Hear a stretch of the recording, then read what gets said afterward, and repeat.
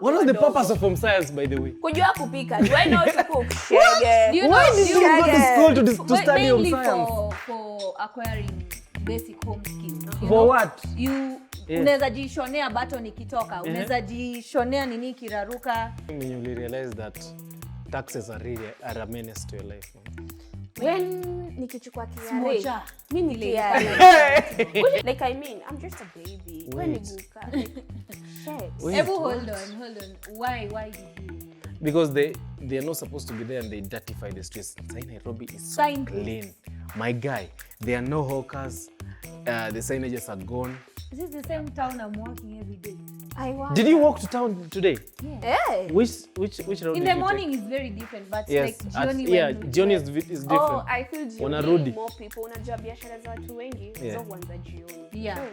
That's what I'm talking about. Jioni, is it the same town we go to ama cuz I still see hawkers around.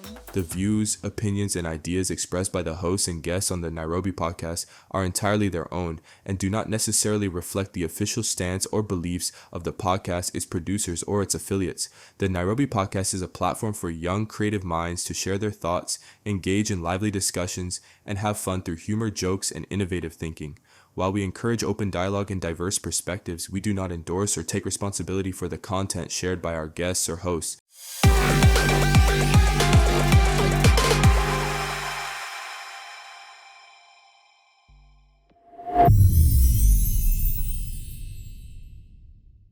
Nairobi admirers and Nairobians, what's up? My name is Eugine Micah.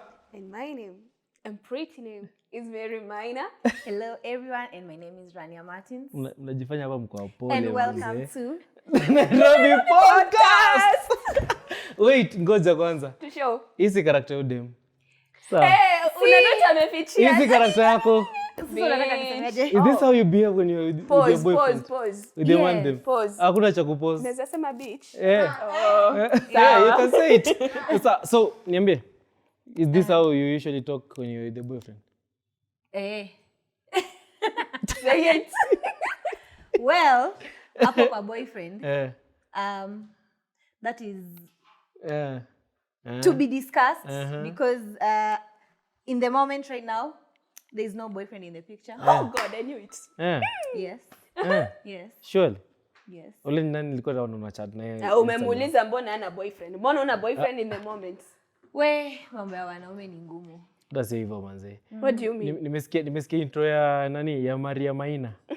Msana anaongea pole pole. Hi. Pole nimeongea pole pole. Yeah. Is that how you usually talk? That's me. That's just me. Like for the many who know me, I'm a very demure girl. I'm just a classy babe. Like you know. Can you explain? Like, ladies and gentlemen, right now you can guess where the kiherehere is coming from. Oh my God. Who is them? Oh my God. Like, let me assure you, Rania is, msena kona mouthpiece manze. Is that so? She know anything. It's of course so. It's on evidence kwa kalatas. Kuna evidence. To evidence kwa kalatas sahi. Where is your evidence? Itoe. Yeah. I have some videos on my page. I'm the most calm person in this room, no, actually. People should go and check that video on my page. Tulikuwa nafanya skit ya KCSE. Oh. But you know, yes. That was me in character. You know, like I was playing a specific character. So me in real life, I'm naturally calm. You know? Yeah. Yeah. That's my facade. You were my face at the time. You were in character. But there's something that happened in the past 2 weeks. Kumekuwa na story ya KCSE ilitokea. Na tulikuwa na discuss kwa urban news tukiongea about it, me and Lucy, msichana mdogo wenye kiherehere mingi. Tukiongelea that story that 48,000 students walipata A kwa KCSE. And then, leave alone, that was no biggie, man. People get A's, people get F's, wherever. It is okay to get whatever you want to get. Lakini kuna hizi matters zoga zinatokea za people committing suicide after that.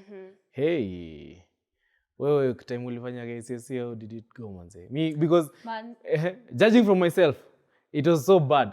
Nilikuwa nalala kwa kitanda that night. Na kwani ulipata? Usijali. Utachoma You know, utaribu. hiyo skit ilikuwa ni skit, but labda ni ukweli, we don't know. Si labda ni ukweli. Ask around. Eugine Micah kuna mtu mwenye ajua alipata D, Maina bro. Like a whole big head. Oh, I mean, small head, big brain. No, big, okay. Whatever I'm saying. Shida ya Uko na matamshi. Kichwa kubwa, akili ndogo. That's what I mean. Because how do you get a D minor? Like, bro, are you even in this world? Like, They but say it's that okay. if Joho got a D+ and he became a governor and it's worth $2 billion, Eugine Micah can get there. Eugine Micah can get there. Wewe, show me a person mwenye ako na A Kenya. A hivi, A msalaba, ame plus. Nah, he's a billionaire. Have you met my dad? Your father? Have you met my dad? Ushaida kuongelea story. Hata chatoa story ya babako. Acha turudi tu kwa historia ya KCSE vile ilikuwa juu na tupeleka kwa vitu za uongo. Genuinely. Eh.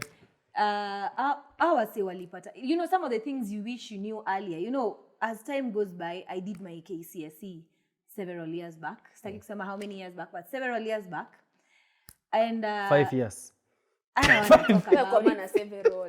Oh, wait, what me several years back. 2019. Yeah, either way, when I did some of the things I wish I knew back then, is that grade does not define you. Yeah. Things go totally different. I know of people tulifanya now, KCSE. They got really good grades. Some didn't have funds to go to uni. Some didn't even bother to go back to study. Not because they didn't lack funds or anything, you know. We all come from different places, different backgrounds, different homes. So basically, your grade does not really define you. Exactly. You know, it's for you to pick up from Apple. Now, what do you do? Kama umeanguka, unakubali umeanguka. Yeah, man. But now you have to pick up from there. You have to find a way outside. Yeah. Outside here. Juu unaongea vibaya. For me, Just go. mbona usisome? No, just say it, man. Just say it. Okay, soma. Masomo ni bidii. Masomo First and foremost, you need to understand, kuna wase, okay, there are people outside there who are not Kenyans. Yeah. Eh? Oh. Let's So see. in short, you want to The English is hiding, Okay. So like, I feel you're right in that masomo doesn't like define you. You feel me? Kwa sababu when you mepeana example ya Joho, it doesn't mean that he got an A to be where he is at right now. You feel me? But I feel as if for you to pursue something, you like just have to put some small effort in your mind towards it. You get? For you to be someone in future, for you to like unakwaya kitu ya maana sana, si necessarily via books and all that. You can push yourself, you can drive yourself towards something kenye unataka. Si necessarily toke kwa books. Point yangu hapa ni, sisemi masomo si necessary, but if you have talent in you, you can use that talent and maybe pursue something better and best that can help you in life. That's what I can say. The opinions that I always have is that we have an education system that is fucked up, man, to be very honest. Yeah. It has made a lot of people, I mean, the rich are richer. I mean, the rich richer. The rich richer. And the poor. And then the poor poorest. poorer, man. Yeah. And it is only there to make us workers and not earners and not entrepreneurs or something like that. You know, you go and study mathematics so that you can get employed. You go study English so that you can get employed, not so that you can employ other people, something like that. You know, so that has always been my mentality, to a point whereby I'm always kind of like, we really need to do something about it. And that is why I appreciate the fact that in 2037, things like KCSE, KCPE are going to be non-existence. 2037, man. No, you know. the new CBC Hopefully. system. So, and then talking about the same things that you mkiongelea right now, the KCSE, I mean KCSE, when I talk about it, I have to say this without fear of contradiction. I hate NEC. I don't like NEC. NEC made me wake up at 5 a.m. every single day to go and study and cram things so that I can pass an exam. me something to do with the examination. Bro, unani test ndio niende kwa next level. Like mbona mwezi niamini? Simwamini tu mimi ni mwerevu. Mimi mbaya, like why test me? Mbona unani One exam doesn't really define me anyway. Man. So why can they just, be analyzing our talents? For example, I mean, if they can see the entrepreneur in you, they can help you do something about it, sindio? Yeah. But if they see the singer in you, they can do that, sindio? Do you feel no wonder walileta hii system ya CBD? Is it CBD ama CBC? wow, you know that you're contradicting yourself. Chill. Is it CBC? Have you ever dated Geoffrey Mosiria or something? Kwa majina ni Geoffrey Mosiria? Yeah. I was just say to go serious. CBC. Hakuna, na. Do you think nimepause kwako? Okay. Do you feel no wonder walileta hiyo program ya CB hiyo? If it's supposed to nurture talents right now, unaona if mngekuwa na watoto wa CBC, sio kama mko na younger siblings. Yeah. When wanafanya the CBC system, I personally up till now I still don't get the CBC. I have not seen where it applies the talent. Sorry to say, but it's more of wanakuja home na ma projects zingine weird, tengeneza windsock, tengeneza zingine. Yani ma projects weird. Now you're there wondering. Yani I want to understand the new curriculum, but I don't get it. You know, walileta wakisema. It was supposed to nurture talent or something to do with that. People to be able to analyze, kids to be able to analyze what they want in an early age. Yeah. And I still don't. You know where the problem is? I can see our sound engineer, number B. Tuka sound engineer A, enter Ndunge, and then sound engineer B, enter Pauline Masika. She's nodding. Ukiongelea windsocks. Sijui ameunda windsocks. Hakuna experience. But, the only problem that we have in matters CBC right now, this is what I think that should be, amended somehow, is the fact that they use millennials who taught, in the other system. They train them, but forgetting that they also have the other knowledge. They train them to do this thing, but they still have the other knowledge. Why don't they train, the university students, the college students who are pursuing teaching, as a course, as a career? Why don't they train them and then I feel like the get them CBC in the job system market? Right now, I'm sure maybe I've not really interacted with when you're wanasomea teaching, but right now, because since it's the new curriculum, they're probably being taught that about the new system. Right. But now the teachers that were there already, they had to adjust to the new syllabus, because they were teachers in the 844 system, and now they had to adjust to the new system, the new CBC curriculum. Imagine, funny enough, me naona ni the same thing wanafanya. It's just like, for example, home science. It wasn't there for the 844 system. It was there not in primary school. It was there in high school. So I feel nizo programs za high school hizi akina siji home science, siji akina French, ndio sasa wamezieka kwa hiyo curriculum mpya. Yes. Tuone as if they are doing something which is like inafanywa na watu wako juu. Saa ama bado ni kuboost akili yao wakiwa. What was the purpose of home science, by the way? Kujua kupika. Do I know how to cook? Shege. Why did you go to school to study home science? For acquiring basic home skills. For what? Unaweza jishonea button ikitoka. Unaweza jishonea nini kiraruka. Can you cook? You learn how to cook something. Some things you're not taught at home. Rania. You want to tell me you're not tulia. There are homes that people aren't taught to cook. Kuna watu sahi, I can tell you my age mate. Example. Unauliza mtu, can you make ugali? Mimi siwezi pika ugali. Okay, personally something as basic as ugali. Personally I can. You can. But you wouldn't be surprised if you found I'm telling you there are people who can't cook. True. Right now. But on the other hand, I feel as if vitu zingine ni unajitakia. Rania, you can't tell me at this age you don't know how to cook ugali juu hujafunzwa. It's because you don't want to know how to. Exactly. That is true. So does it mean nikienda shule ndio nitajua kupika? Kama bado niko na ile mentality. No, that is nonsense. Is something that is in high school. So there are people who didn't probably do it. Ama kuna ule mtu mwenye alisoma home science in high school, and that is where they learned to cook.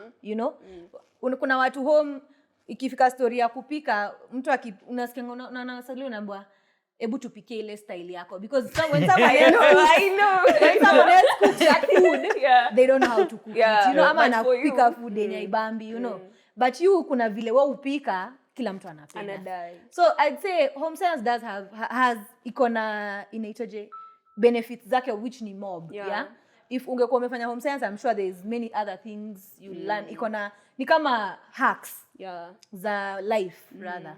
So you learn a few things in home science that vitu zingine utalearn huko nje. But I also feel as if wana nature watoto wakiwa young kwa sababu unajua akili zao zita grasp Wow. Hey! You are about to say it. Hala wa? CBD. CBD hala. Guys, what's wrong with me today? Guys, sikwangi hivi. I promise. So shege. Just use halaka. So, okay. Ita grasp halaka. Wata grasp halaka. Kwa sababu bado ni wachanga. Yes. Like you know, when unafunzanga mtoto like, okay, personally for my brother, anajua akifanya kitu ni vibaya na akifanya ingine ni vizuri. You feel me? Lakini wewe ukiwa mkubwa Eugene, let me ask you. Ukienda kitchen wewe at this age, is it wrong for you to go in the kitchen and wash a gas? Nice, not. Si vibaya. Yeah. But for them, akilearn si vizuri kuwasha gas at their age. Yeah. You feel me? So na feel ni kama ni nini yao. Kama mi brother yangu alijifunzia kupika mayai shule. They had a project ya kupika mayai. So like sahi he can do it by himself. Like aki come home, you know, he's young. So when tumemwacha home alone, he can do it himself. It was a project, a class project. Alikuja kabeba pans kutoka kwa nyumba, spatula, but then alirudi nayo kama imeungua. I don't know what they did with the nini, but ilirudi kiwa black. So as long as anajua kupika mayai. Bora anajua kupika. Point brought home. Anajua kupika mayai. That is something I feel like home science is also necessary now in the new curriculum. Where they are learning those kind of hacks. I only have like 2 siblings and their mother, mama yao, takes care of them, not me. So all I do is, so I'm hearing this for the first time from you guys, eh? Yeah. Awesome. Wait. Kuna hii point umesema your mother takes care of them. Mama yao. Yes. Wewe hakuchungi. You are a grown up man. Yes, I'm a grown up man right now. I'm at the age where I can impregnate someone and I can get somebody to be my wife. Listen to this. Yes. Nisaidie 50k. Nisaidie 50k. I don't know your biashara in CBD, so shut up. I cannot contribute to your What's CBD necessary? CBD. What do you do in CBD? Sorry. Unataka business. Wewe venye unajua CBD sana. Give me 5 streets in CBD. 5 streets manze. Ronald Ngala, Tomboya, Kenyatta Avenue. Bro, una stammer. No. Kadi Lutunga, Koinange. Umeambiwa. Done. Give me 6. Done. Give me 6 streets. See, so zote I know town by landmarks. Landmarks. Mimi I don't know town. Do you know? There are no. Like, we do not have any signboards anymore, manze. Did you see what Geoffrey Musiria did? No. The other night, I think it was on Monday night. Monday the 14th. No, 14th, 12th. Hiyo siku, yeah. So Geoffrey Musiria, the environment guy wa Nairobi County, he went around at around midnight hapo wakikata. They were cutting all those signages that were around town. So right now, if you walk around town, most buildings do not have the signages. Do you remember that whenever you walked around, let's say Moi Avenue, ungepata kuna those signboards zimeandikwa pale, sijui cafe, kinyozi here, cyber, wherever. They are no longer there. Kwani wewe ni mzee aje? Hey, what do you want to suggest, mama? Okay, nazikumbuka nilikuwa naambiwa kuhusu. Si ati niliziona. Like I mean, I'm just a baby. When guka. Like, shit. Hold on. Why did he remove them? Because they are not supposed to be there and they dirtify the streets. Nairobi is so clean. My guy, there are no hawkers. The signages are gone. Is this the same town I'm walking every day? Did you walk to town today? Yeah. Which road? In the morning is very different, but yes, like Jioni Jioni is different. Oh, I feel Jioni more people. Unajua biashara za watu wengi zo huanza jioni. Yeah. Feel me? That's what I'm talking about. Jioni, is it the same town we go to ama? Because I still see hawkers around. Talking of hawkers. Wako. Hebu niulize. Do you feel as if hawking ni vibaya? Mtu tu anakuja tu kutoka kwake. Anyway. Okay. Unatoka tu kutoka kwako. Babe unakuja unatandaza kitu chini. Kanjo ndio huyo. amesema wewe leo huuzi. Bro, vitu zako zinachukuliwa. I feel like the government is the one that's failing Kenyans. Simple. No, because really. If there were better places for these people to have their businesses, it will be better. Mtu anaenda maybe if there was a marketplace ya town, like tunaenda huko kubuy everything. Mahali. Then town is clean, pathways are clean, hatusukumani kwa street tukipanga line ya kuingia matatu. Unakanyaga kitu ya mtu by mistake, mtu anakuweka coffee kwa mguu. Lipisha bro. Like unakanyaga vitu zangu, that is the those point. kind of things. That is the they're point. in your head like you're not even supposed to be here, you know. Rania, that is the point. That is the point as to why they have been removed. Actually, they had been given some lenience, but the governor had allowed them, to go into the streets and do whatever they want. Yeah. So they choose the paths yenye watu wanakuwaga wengi. And when you choose the paths yenye watu wanakuwaga wengi, nyinyi ndio mnakosa a lot of congestion. Exactly. Yeah. Ukiibiwa hata somebody cannot run because sasa mnaanza create routes. Have you seen those roads? Like yes, wameka kila mahali and you have to go. It's the same But place like if there was some sort of chaos ikitokea, watu wakianza mbio, the next thing umeanguka. You can't even protect yourself. You're a Nairobian, sorry. Nairobian. Hey! I'm sorry. Victim number 2. You're a Nairobian, sindio? If you walk in the downtown areas of Nairobi, there are these streets, they used to have like these two sheds. Kwa those streets. They're still there up to now. Those were the sections that had been secluded for the hawkers. Every hawker who came in between those streets, they had to like lay their products there and sell it to the passers-by. Yeah. So it was a thing that was ongoing, and it was a thing that Governor Sakaja was trying to roll out. But then everything just went into a mess when they were allowed now to access the other parts of Nairobi.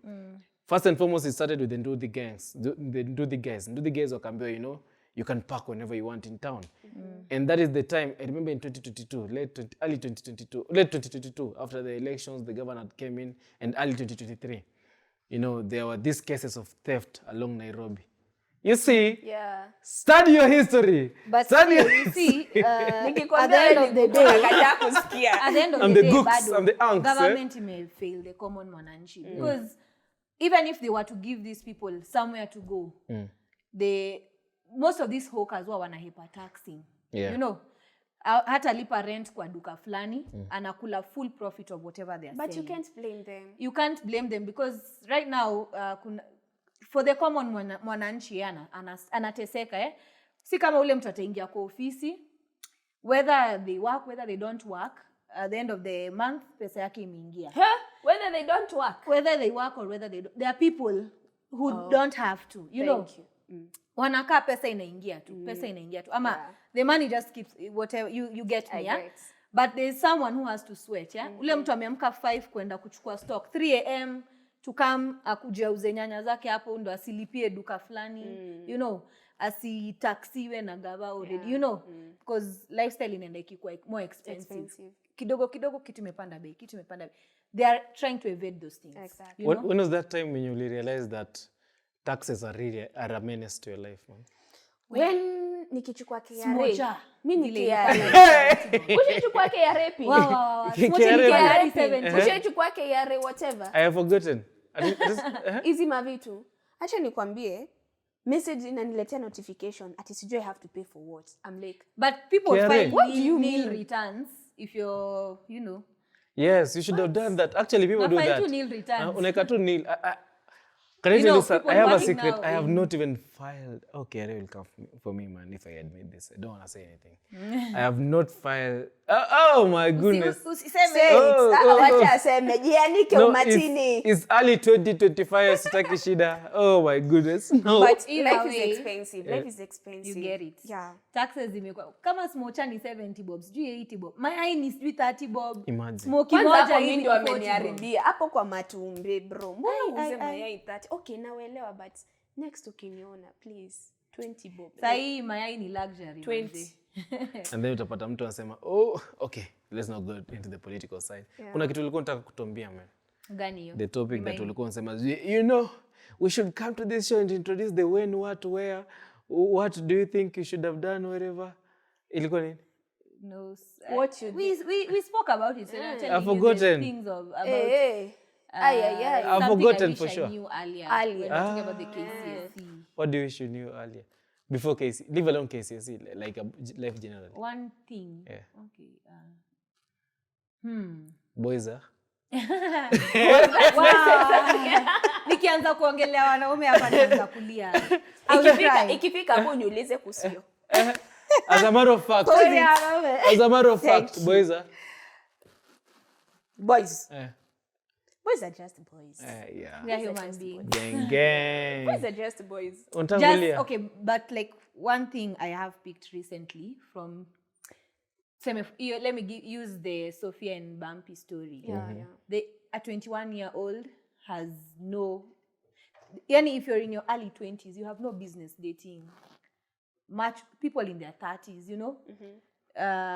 I saw Ron alikuwa anaongelelea or something. Someone talked about it on TikTok. You know, when you're 21, when you're 20, unaweza kumbuka ukiwa 18, 19, 20, 21, the difference of how you think. Yeah. At 18, I was so naive. 19, same thing. 20, 21. Sitaki kuongelelea my age. But I would say, for sure, 28. I could be 28. But if you're in your early 20s, you really have date age mates wako, you know. What in the same. Okay, you don't have to date your No. Just continue that statement. The attack was coming. The attack was coming to a side. You are a 30-year-old man. Utaskiza hizo mastori mpaka lini? Makes sense. Yeah, you know, like, okay, most of them thinking yao si the same na yako. Though we are told women akili yao ina mature haraka, it is sharp in other areas, but when it comes to mambo ya mapenzi inanga formula. Yeah. Ainanga. It has never come with a manual, but that is one place. When you're 21, 22, you should be focusing on, you know, knowing what you want in life. Kuna wale washa figure things out at 21, but even if you have, by the time you're getting to 25 to 30, you'll still be discovering new things about yourself, things you still want to know. So by the time you're settling at 21 years, at 20, 22 hapo, let's say 22 mwisho hapo, we are settling with someone who is, you know, much older, 10 years plus kukuliko. It is different when a 31-year-old lady is dating a 40-year-old person. That one is totally different. But ukiwa 21, you really should figure things out for yourself. Okay, despite the fact that you're saying you should figure things out by yourself, that is like wewe mwenyewe kujijua. No, unajijenga. Not relationship-wise. No. Now, if I can ask you relationship-wise, you being like, to say your age. Okay, now let's give an example of my age. Okay? I'm this age. I'm this age. You can say use it as an example. I'm this age. Now, like Mika. Tuseme Mika akombao. Okay? No, it's just an example. Him being a male. Okay? Anafaa kudate mtu mwenye ako na miaka ngapi? If he is 20 years. Yeah. Age mates wake. Pia 20-year-old boy ni nini anajua. Okay, no, he's no a boy. Offense. But like a 20-year-old boy, maisha ni ina revolve maybe around sherehe. If si mtu wa kwenda sherehe, ako shule, they are maybe building a career, if it is social media, if it is whatnot, whatever they are doing, most of them have not, even a 20-year-old boy will not come and propose to you, I want to marry. Okay, I know, I get your points. Yeah. Just that I'm trying to like ask myself, unajua kuna hii kitu yenye watu wanajiwekea, and I feel as if hiyo ndio bado uko nayo. Ati because you're young, you should not date an older person. No, you're not getting me. What I'm saying is, if sema Eugene is 20, akidate age mates wake, there is no harm because most of the times they are both probably building themselves. Pole, Evo. But wewe, ukiwa, the difference between the two of you, where as a 20-year-old, someone who's maybe 31, 32, 33, akitaka kukudate wewe, they are looking for someone they'll probably move in with. They're looking for a wife, you know? Where at 20 years old, unaweza kuwa bibi ya mtu.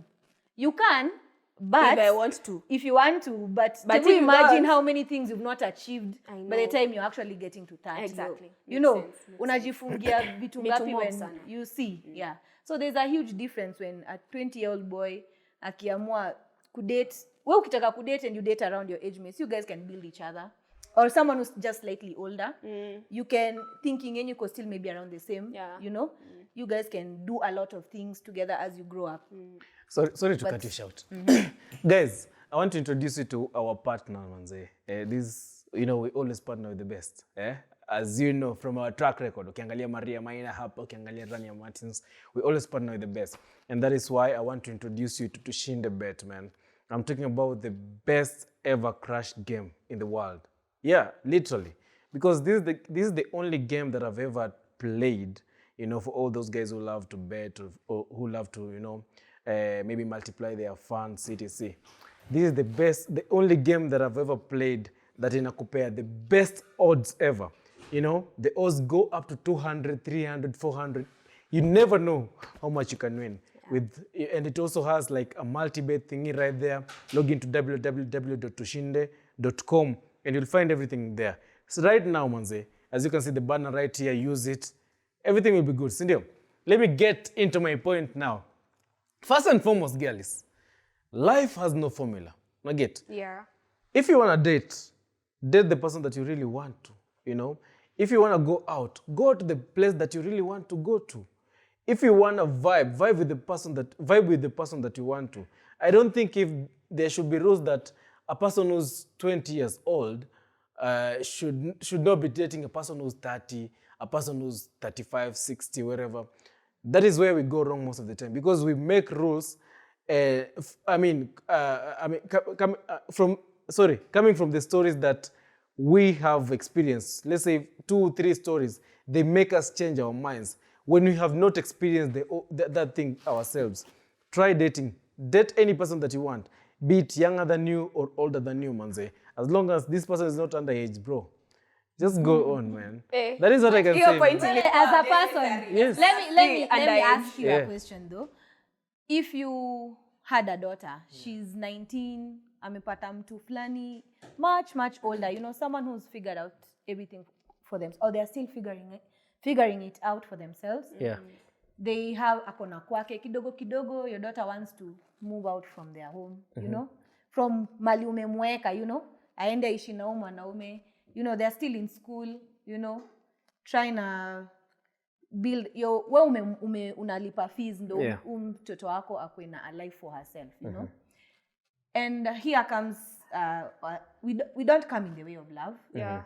Mapenzi ni mapenzi. It's okay to fall in love and everything, but love is never enough. Tuambie story. Love is never enough. Tuambie story, maliza story. No, relax. That's not I'm just giving you an example, yeah? Okay. You have to think wider. Yeah. Love is never enough. That one I'll tell you. Mapenzi, it will never be enough. So, kama mnapendana, hiyo mapenzi yenu mtaipeleka wapi when kikiumana, you know. Who hurt you? What did you want to tell me? Going back. So, no one hurt me. I've never dated someone actually much older. But from like my own perspective, even if I was to be in love, if I was to be in love with someone who's much older and I'm younger, of course unakuanga naive, you'll be like, hapana, mimi najua ananipenda, hawezi nifanyia hivi. You know, that's putting your full trust in a human being, yet we are humans at the end of the day, you know. We make mistakes. Yeah. And things do change. Situations zinatubadilisha, zinafanya. The next thing you're in love, the next thing upendi huyu mtu unataka kumtoka. The next thing, you know, things Rania, do change. what was the question? What was the question? I'm countering your No, you said, let me ask you.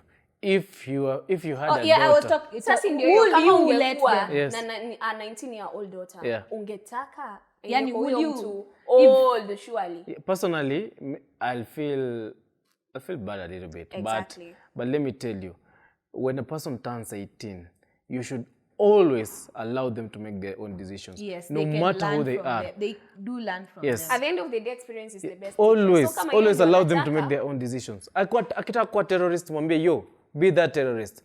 You know, wewe unataka kuwa terrorist, nimejaribu changu chote. But let's go and be the terrorist. You try and stop it, and if they don't, unamwachia ulimwengu. Si ndio? Wewe kama mzazi umemjaribu, ikikata unamwachia. Once you turn 18, bro, go and do your own thing. So, I'll only support you if you need my support and if it's positive. And if it goes, I mean, with my values, with everything that I believe in, you know, that is where I'll support you.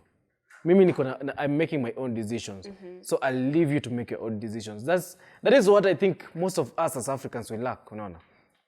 Tunapata our parents wanaingia hadi kuchallenge our lives, the person that we are going to marry, nini. You see, like, man, you should not bring that kind of girl from, let's say, from this tribe to this family. Oh, don't bring that man from this tribe to this family. Yet, this person is old enough to make their own decisions, and at the end of the day, they're going to live their life, and they will die at the end of the day.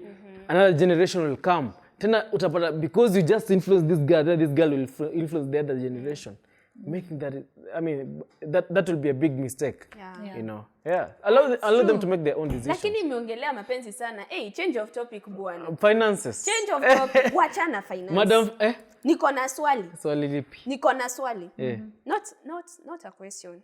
It's a game. Yeah. Okay, not a game. Okay, whatever it is. You have 50,000. You have an example. Ni gani nakaa kubwa. Here.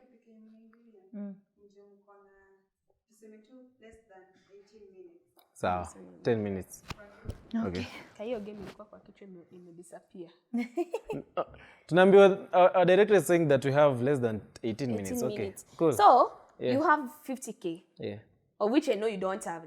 Lakini assume too. One day unaweza kuwa nayo. You have 50k, okay? There is your sister, your younger sister, and there is your, okay, niseme older sister. Tupeane two example na sister. Yeah.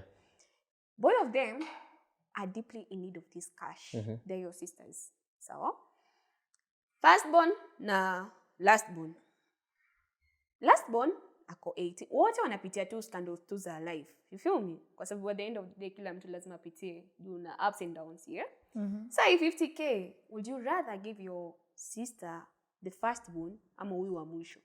You know, it depends what exactly yes, they do need, but inaweza kuwa labda huyu anataka ya I know it's the situations that depends. Biashara, huyu anataka ya kwenda shule. At the end of the day, you have to give like a clear example. I know, okay.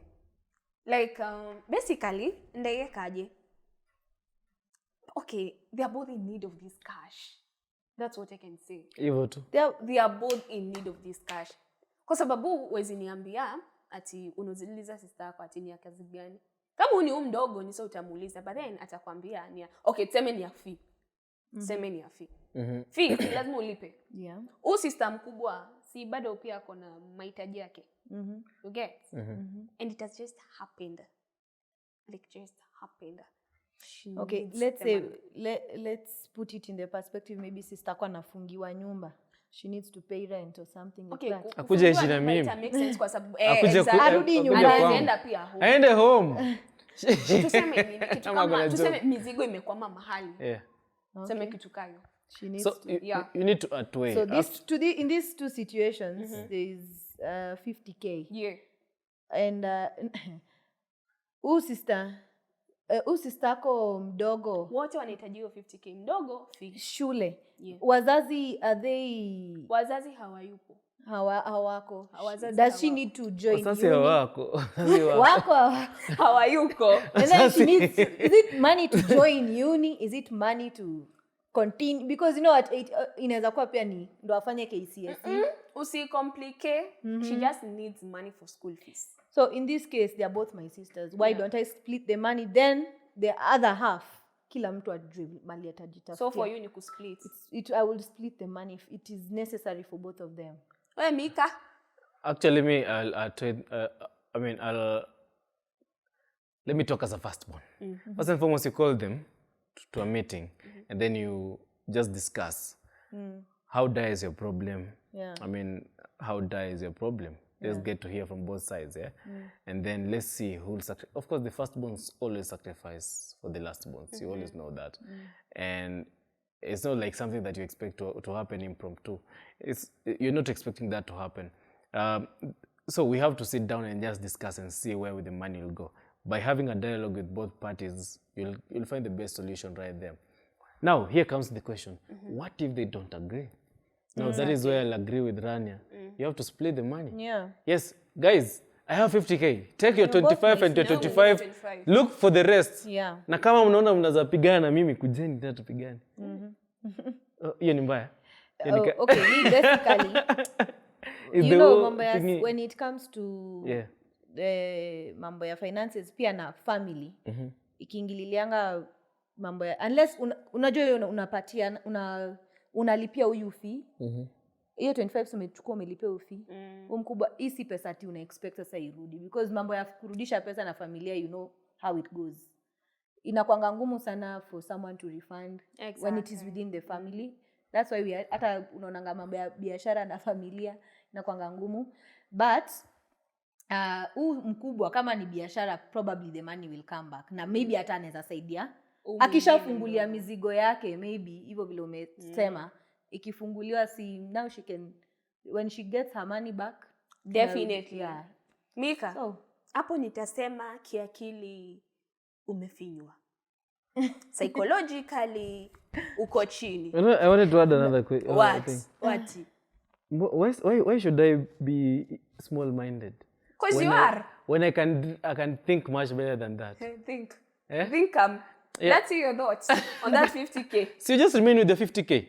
What? Same. Bro. You might also have I'll pray for them and it will work. Yes, imagine I mean it's not a must. Needs zako and you both have parents. Yes. Nyi watatu mko na parents. Hatuna. Hamna. So basi si first born anafaa kuwa na cater for all of us. Imehappen hana. Mimi ndo niko na pesa kuwaliko. I mean your question. Mimi sina mahitaji. Leo nimeweka kwa ile situation nyingi ni boss. Clap for me. Umeniita. Ngoja kwanza umeniita akilifinyo. Yeah. What do you have in mind? In mind. Will you also split the money between your sisters? What will you do? I feel that's the best thing I can do actually. Okay. But I say that and nimesema nimefinywa kiakili. Okay. Takuchuna. Sikia. Venye umeitoa. Sasa sikia yangu. Yeah. Definitely I'll separate. I'll divide the money. We should go home. English. I'll divide the money. Split. Na si ati mkate nusu. At the end of the day, huyu big says I know ni goods zimekwama mahali. So definitely nikimpea do obviously returns itakuwa mob. Ile nyateza kusaidia msizi mdogo. You feel me? But you should also listen. You should also know that business has its own risks. I know. So. And that's why I'm also risking my money to give her 30,000 and but give her 30,000. But you are sure that at the end of the day she's going to make profit? I know she will. Because you're sure about it. Have you outweighed the risks? Ni vizuri kuweka imani mbele ili succeed. Do you know baby kitu inaitwa risk taking? Ushaifanya risk taking? The relationship yako you did it already. Mimi yangu niliachia wenyewe anyway. You risked to that man. Uliachwa. Sikuachwa. Uliachana. Mliachana like on a mutual agreement. Mliachana kesho tunakusikia kwa simu hapa. In chapat manade. Excuse kwenda kuongea na babe. You know, it's never that serious. Mambo ya watu wawili Eugine tusiingilie. Sawa. Yangu mnajua situation yangu. Like tukiachana na my man, tuliachana leo, hatujaachana kesho. So tomorrow is another day of starting another new. Kwenye tuliacha sasa tunai rebuild. You get amwezielewa mambo ya watu wakubwa. You can't. I don't blame you anyway. Okay, Wanze. Yeah. But talking about finances, when it comes to matters money, you should always be very careful. Money can be a blessing at the same time it can be an evil thing to your family, especially when it involves family. This is what I always do. If I have a brother, I've actually talked to my brother about this. If I'm in need, you know, and I need some money from you, bro, always know that I'm not going to give you that back. Give back that money. So if I ask you for 1,000 why wouldn't you give it back? Because we are brothers. Just because you're brothers. Your honor, I'm not gonna give you back. And at the same time, if you ask for money from me, know that I'll always give you wholeheartedly, just because we are brothers. And I think this is the thing that a lot of people don't get to understand, don't get to relate. You'll give the money wholeheartedly. Yes. Yet deep down unajua hatarudisha. Let me tell you why. You know, a good deed can never go wrong. I'm not refusing. It's okay to give and not expect. I know. What is that quote about a good deed? Yes. But that is if wewe ndio ni kama una catering for their finances. Exactly. If this is a grown up person who's also earning, you expect something. You ask, unless it's a small amount of money, zile I can do 1 and 2 things for you. You will do 1 and 2 things in return without me having to ask you. But let's say you're coming to me for a loan, why wouldn't you return it? Hata kama sisi ni Simply because we are my brother should not ask me for a loan. Personally. Why? My brother should not ask me for a loan. Because you're catering them for their needs. Because you are the older it's not brother. even about the needs. Even in If he was future, earning, even if let's say even if he owns a bank. Okay, why? You know, why? He should just because we are brothers. By the virtue of us being brothers, that means that we should have the best relationship ever in the world. The best relationship. We should be taking care of each other. You know, he's the only person who can see me naked, has seen me when I was nothing, who can be, I mean, it has to reach to a level whereby he can be with me in the prison, you know. He can be jailed with me, na hata feel vibaya. That is why I do not want to create that bad blood with him. No. Never. But siblings will always have some. Yes, we always have our own quarrels, but you know when it comes to money, you should know that money is also very sensitive. Just as sensitive as the problem with you is that umeka money in your heart. See, yes. in my heart, let me tell you. The fact when that I'm telling you, money actually is sensitive. Money can ruin, can make or break your relationship. Money wise, hata mimi ninaweza pea brother yangu. Kama niko na pesa akiniomba, leo naweza decide chukua. Kesho naweza mwambia sina, but nikikupatia hii yenye niko nayo, I expect you to return. You know. And if that's the agreement, anabakia anirudishie. Not because sasa ikikaa saa yenye mimi nimekosa naambia bro, ile pesa nilikuwa nimekusaidia si unilon, yani unirudishie. You know, when I ask you then the next thing ni sasa pia mimi unani, you know, inafika mahali ni madharau. Can I counter you for a minute? Nikukat short kidogo. There is no, you see you're making a very good point right there. That wakati hauna unamuitisha ile do ambayo alikupea na get. What about they told me they return. Yes, what about you have that relationship with your brother? You ukitaka tu do unamwambia niaje, please niko babaya nisaidie. And he just sends it. Okay, and then the next time uko kwa problem, yeye ndiye anakutumia. Kama wewe ndio mtumia. Nitakurudishia. Si ati unaenda direct kumwambia ati ile pesa nilikupea nirudishie. It's like just saying indirectly, if you have money, kindly lend it to me. So that is why I don't have an issue lending them money if I have it. I don't want to lend. I don't want to lend. Not at lend to rudisha. I'm giving them brother. Mi pesa I'll give you. I can give you. Shaka. But now you will return until I am a millionaire somewhere where I am catering for my siblings' needs and everything. Up until I'm at that point, you know. But sai, as we speak, even if I do have some money on me and they need the money, nitampea tu wholeheartedly. But if they told me, nisaidie na hii do nimekwama mahali nitakurudishia nikipata. That one, you've already switched, imebakia, you have to return the money. And if I have this money and you need it, na I don't have any other extra money on me, I can lend it to you now. Now hapo ndo nakuloan nakwambia, hii do ni ya kulipa rent next week. Kama unaweza kuwa umeirudisha by next week because sina maybe any other source. Exactly. Rudishe.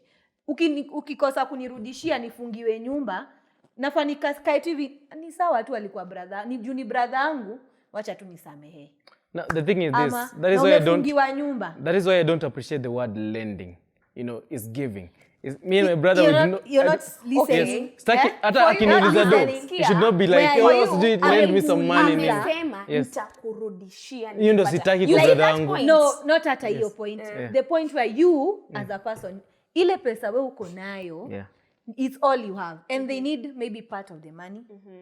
They need part of the money and imebakia minutes ngapi? Tuendelee mbio. So when uko na hiyo uko na 10k on you, si ndio? Let me use 20k. Your rent is 16,000. Brother kwa kuja kuambie nisaidie na 10k. Aja kuambia ati ndakurudishia. In your mind, it's gonna be another maybe 1 month before you get a hold of some good money. Unamwambia mi bro niko na hiyo do lakini ni ya kulipa rent. Na ni rent iko due next week. Kama unaweza kumirudisha by next week, kindly nita appreciate because sitaki kufungiwa hao. And they fail to return it. Now, They know your situation, but Exactly. they fail. Hapo ndo sana nasema mali Simply unaweza because kosania na ati jia Eugene pesa. siblings. thank God Jessica at that level. If it gets to that level, then it's bad, manze. Yeah. But let's wrap it up, hapo, manze. Guys, this has been the first episode of the Nairobi Podcast. Ndarudia. Anza. This has been the first episode of the Nairobi Podcast. Yes, sir.